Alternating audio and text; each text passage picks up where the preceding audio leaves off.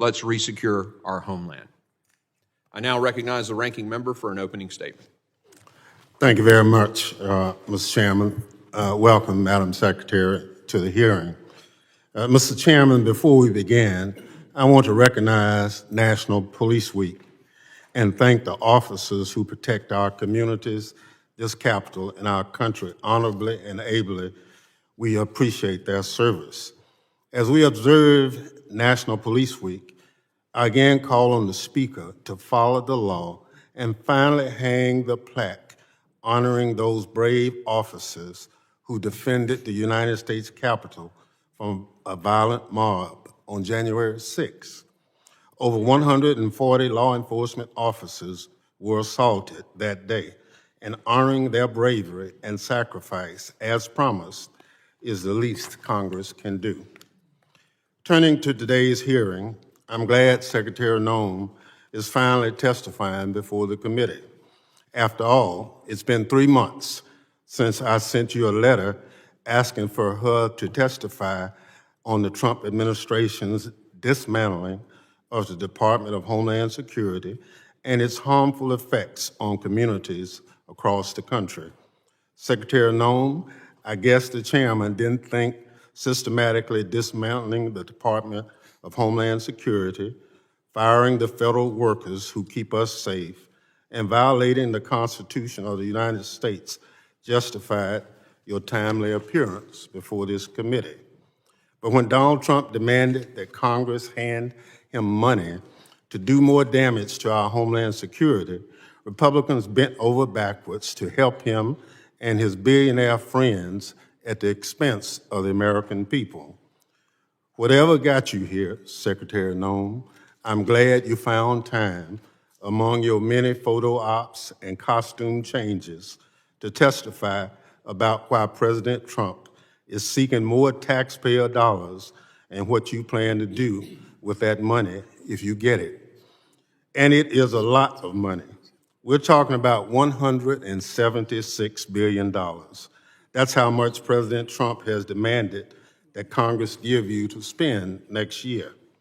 Never mind the fact that your department is spending taxpayers' money so fast this year, you're about to be broke. Now you're saying you need $44 billion more, but all you've done is slash, burn, cut, dismantle, and tear apart DHS since you got here.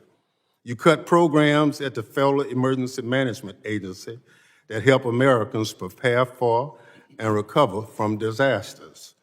You are unlawfully withholding grant money meant to prevent terrorism and respond to emergencies from local communities across the country. You cut programs at the Cybersecurity and Infrastructure Agency, which prevents attacks on power lines, water treatment plants, schools, hospitals, and other critical infrastructure. You cut the number of transportation security officers in our airplanes.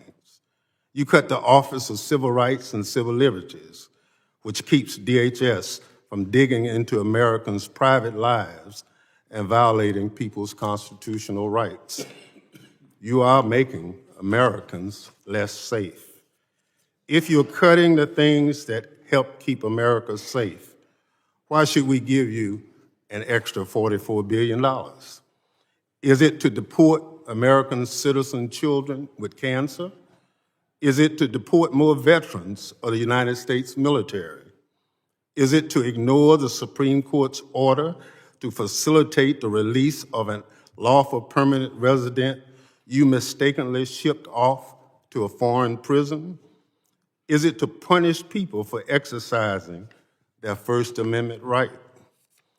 Is it to disappear more people off our streets with no due process and ship them to a foreign dictator's prison?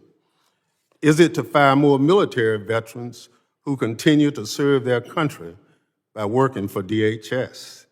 Is it to slash efforts to fight persistent threats from foreign terrorist organizations and domestic terrorists? Is it to dismantle FEMA as hurricane season is about to get underway? Is it to decimate CISA and invite China, Russia, Iran, and other adversaries into our cyber networks?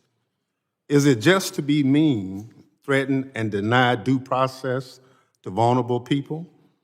These are not hypotheticals. These are things that DHS has already done under your leadership or is trying to do, Secretary Noem.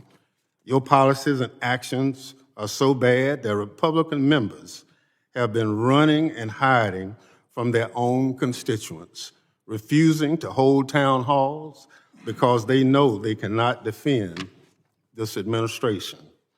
Republicans are unwilling to defend the Trump administration with the folks back home. So I guess it's down to you to try to do that here today. But you can't defend the indefensible, Secretary Noem. Your department is out of control. On your watch, the department is breaking the law, it's hurting people, and it's making America less safe. The Trump administration is outright lying to the courts and the American people. Just last week, 3 members from New Jersey, all current members or former members of this committee, tried to visit an ICE detention center, which they are permitted to do, as you know, by law, without notice, to conduct oversight after reports of issues at the facility. Instead of following the law, masked ICE personnel stopped and assaulted the members. Then, to make matters worse, instead of launching an investigation into the incident, your department lied to the press about the situation and threatened to arrest members of Congress for doing their job. Absolutely outrageous. It's a sad day for the Department of Homeland Security. Frankly, I've never seen anything like it, and I've served as the lead Democrat on this committee from its start. Even when the Secretary, my Republican colleagues, and I had strong disagreements, we still had productive conversations and did our duty to keep America safe. But that's not the case any longer.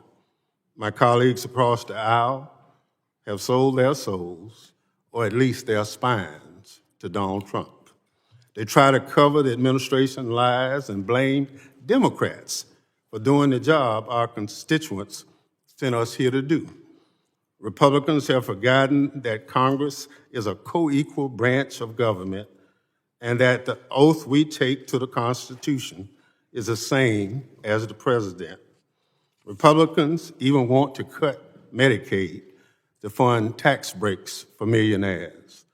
They put their billionaire buddies over the little guys every chance they get. And now you are here, Secretary Noem, with your hand out, looking for more taxpayer money to continue the slash and burn activities of the Department of Homeland Security over the past 100 or so days.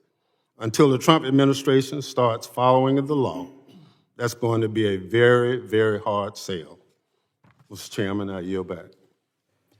Gentleman yields. Other members of the committee are reminded that opening statements may be submitted for the record. I'm pleased to have the Secretary of Homeland Security before us today